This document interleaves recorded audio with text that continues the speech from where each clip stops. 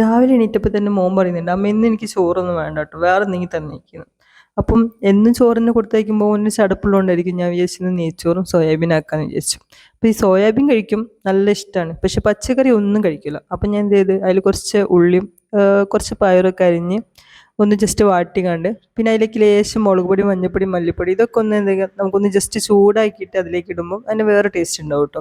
അപ്പോൾ ജസ്റ്റ് ഒന്ന് അത് ചൂടാക്കിയിട്ടതിന് ശേഷം നമ്മൾ ജസ്റ്റ് ഒരു കോഴിമുട്ടയും കൂടി അതിലേക്ക് ഒന്ന് മിക്സ് ചെയ്ത് കൊടുക്കുക. അപ്പോൾ ഇതെല്ലാം കൂടി മിക്സ് ചെയ്ത് കഴിഞ്ഞിട്ട് ഇതൊന്ന് നമുക്ക് മാറ്റി വെക്കാം കേട്ടോ.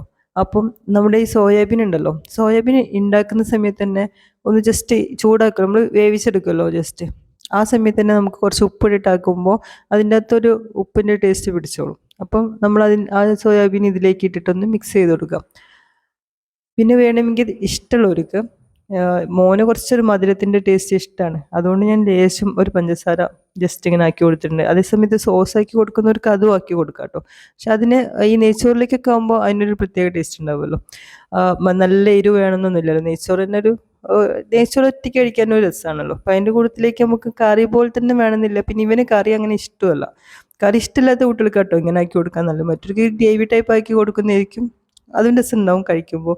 അപ്പോൾ ഞാൻ പിന്നെ കറി ഇഷ്ടമില്ലാത്തതുകൊണ്ട് ഞാനിങ്ങനെ ഉപ്പേരി മോഡൽ ഇങ്ങനെ ഗ്രേവി ആക്കിയിട്ടാണ് കൊടുക്കാറ്. അപ്പോൾ ഈ കോഴിമുട്ടയും സോയാബീനൊക്കെ മിക്സ് ചെയ്തിട്ട് കൊടുക്കുമ്പോൾ നല്ല ഇഷ്ടമാണ്. അപ്പം സാധാരണ രീതി എന്താ വെച്ചാൽ പറയാം, കുറച്ച് വെച്ചാൽ മതി കേട്ടോ, എനിക്ക് വിശക്കൂല, അതിനകത്തും വേണ്ടെന്നാണ് പറയാം. പക്ഷേ ഈ നെയ്ച്ചോറും സോയാബീനാന്ന് പറഞ്ഞിട്ട് വെച്ചാൽ എന്താ പറയുക വെച്ചാൽ, അമ്മ കുറേ വെച്ചോളി കേട്ടോ, എനിക്കിന്ന് നല്ല വിശപ്പുണ്ടാവും, ഇപ്പോഴേ വിശക്കുന്നുണ്ട് എന്നിട്ട് നിറയെ പാത്രത്തിലാക്കിയിട്ടാണ് ആൾ കൊണ്ടുപോവുക. അപ്പം എല്ലാവരും ജസ്റ്റ് ചെയ്ത് വയ്ക്കാൻ മതി. എന്ന് വെച്ചാൽ ഈ പച്ചക്കറി കഴിക്കാൻ താല്പര്യമില്ലാത്ത കുട്ടികൾക്ക് ഇതിൽ മിക്സ് ചെയ്ത് കൊടുക്കുമ്പോൾ അത്ര അറിയില്ല, കാണുമ്പോൾ മൊത്തത്തിൽ മിക്സ് ചെയ്ത് എടുക്കുമ്പോൾ രസം ഉണ്ടാവും ചെയ്യും. സോയാബീൻ ആയതുകൊണ്ട് അവർ കഴിച്ചോളും ചെയ്യും.